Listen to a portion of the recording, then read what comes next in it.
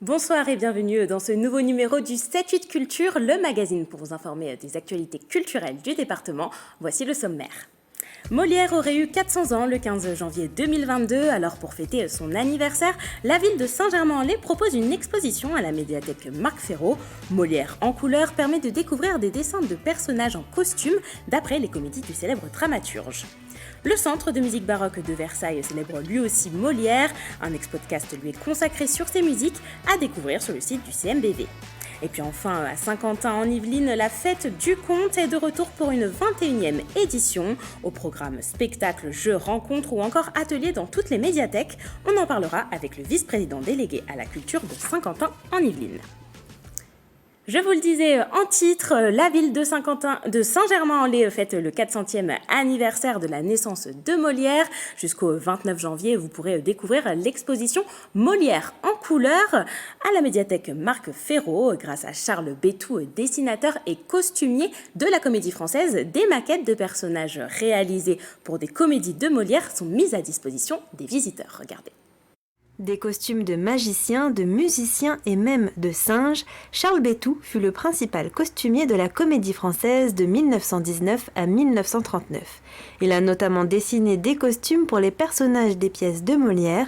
Pour célébrer les 400 ans de la naissance du célèbre dramaturge, certains sont exposés exceptionnellement aux visiteurs de la médiathèque Marc Ferraud à Saint-Germain-en-Laye. Ce qui m'intéressait dans cette exposition, c'était son côté coloré, bien sûr, Molière en couleur, et accessible à tous, à la fois aux adultes et aux enfants. Donc c'est le côté grand public qui correspond bien à notre activité ici, à notre public. L'exposition regroupe au total une vingtaine de maquettes. Ces dessins sont précieux pour la minutie et l'exactitude historique des détails. Et ce qu'on remarque sur ces images, comme sur d'autres d'ailleurs, c'est la précision des détails des costumes. Sur certaines maquettes, les visiteurs peuvent également retrouver des précisions du costumier. On voit sur cette maquette les indications du costumier, sur, par exemple, applique satin bleu, tunique, lingerie teinte, ruban, etc. Donc ce sont des indications pour la fabrication des costumes. L'exposition Molière en couleur est disponible jusqu'au 29 janvier. La ville de Saint-Germain-en-Laye propose également des spectacles et des conférences pour fêter les 400 ans du dramaturge. Lors de la nuit de la lecture, le 22 janvier, les passionnés pourront assister à des scènes extraites des pièces de Molière au sein de la médiathèque. Et il n'y a pas que la ville de Saint-Germain-en-Laye qui célèbre le dramaturge. Les musiques de Molière, c'est la 2e édition des ex-podcasts du Centre de musique baroque de Versailles à découvrir sur leur site internet. L'établissement a voulu lui aussi fêter le 400e anniversaire de Molière. On en parle avec Nicolas Bucher, le directeur du CMBV.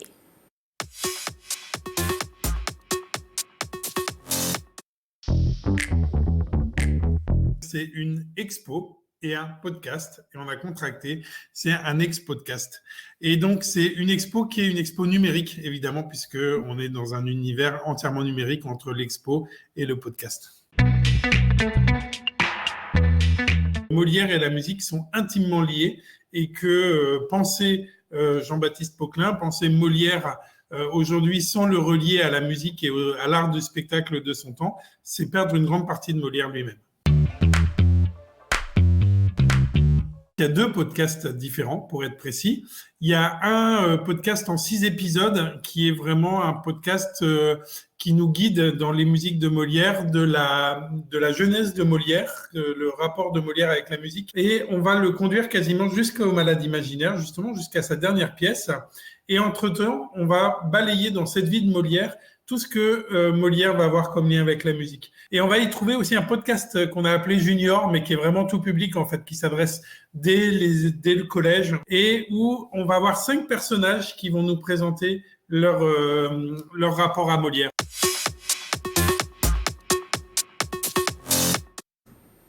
Et on reste au Centre de musique baroque de Versailles. Versailles, son école maîtrésienne, ouvre les inscriptions du recrutement des pages pour la rentrée de septembre 2022. Elle s'adresse à des élèves de 7 à 14 ans qui seront en classe à horaire aménagé. Samedi 22 janvier, une journée portes ouvertes est organisée.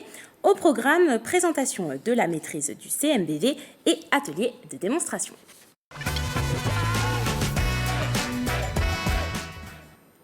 Ils sont 21 pour l'instant, 21 sites culturels yvelinois qui vous ouvrent leurs portes à tarifs réduits ou promotionnels. Depuis le lundi 10 janvier, vous devez tout simplement être détenteur de la carte ou d'un abonnement Navigo en cours de validité pour profiter de ces avantages.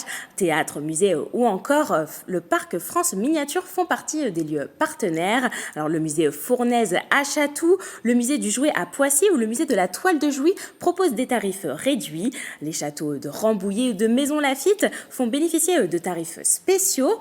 Les cinémas ne sont pas en reste, ils concèdent tous le tarif réduit, bien sûr sur présentation à chaque fois de la carte Navigo. D'ailleurs, une carte interactive est disponible sur le site Île-de-France Mobilité où vous pouvez retrouver les 21 sites yvelinois et les 300 sites franciliens partenaires. Du 15 au 29 janvier, c'est la 21e édition de la Fête du Conte.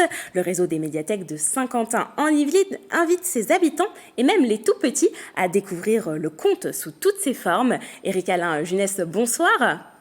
Bonsoir. Vous êtes le vice-président délégué à la culture. Alors la fête du conte est devenue incontournable à Saint-Quentin en Yvelines. Cette année, elle revient dans les médiathèques, au contact des gens, puisque l'année dernière, elle était simplement sur le site internet. Donc j'imagine que vous êtes heureux d'une programmation en présentiel. Évidemment, on est très très heureux de voir enfin la fin du conte revenue dans son format, dans le format qu'elle n'aurait jamais dû cesser, sur lequel elle n'aurait jamais dû cesser d'être. Et effectivement, pour nous, c'est un grand bonheur de pouvoir faire revenir le public dans nos médiathèques et de retrouver donc cet espace de convivialité. Alors évidemment, le contexte sanitaire nous impose des règles extrêmement strictes qui sont respectées, mais bien évidemment, on compte que la fête soit là et on compte fêter cette 21e fête du conte avec les enfants et c'est un moment important pour nous. Alors justement, quel est le but de cette fête du conte ?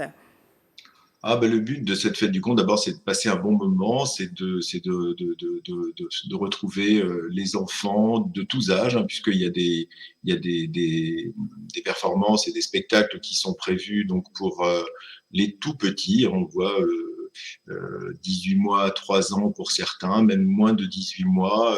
Tous les enfants sont invités. Il y a des spectacles pour les plus grands, voilà. Et l'objectif, si vous voulez, c'est de faire travailler aussi, bien évidemment, l'imaginaire, de jouer avec les mots, de jongler avec les mots, comme je le vois écrit sur le programme. C'est de redonner sa place à l'imaginaire, au conte qui a traversé le temps, qui est incontournable, qui s'est transmis de génération en génération. C'est vrai que les enfants aujourd'hui ont d'autres moyens de s'amuser. C'est vrai que le conte est peut-être un petit peu passé au deuxième plan de l'aspect ludique chez les enfants, mais nous, on y est très attachés et on aime ce format et on aime cette immersion dans les mots, dans la musique, dans le rêve, dans l'imaginaire, dans le voyage. Voilà, c'est très, très important. Alors, on va parler de la programmation. Il y a des spectacles, des ateliers, bien sûr des lectures, même pour les tout petits. Alors, est-ce que vous pouvez peut-être nous donner 2 temps forts de cette programmation ?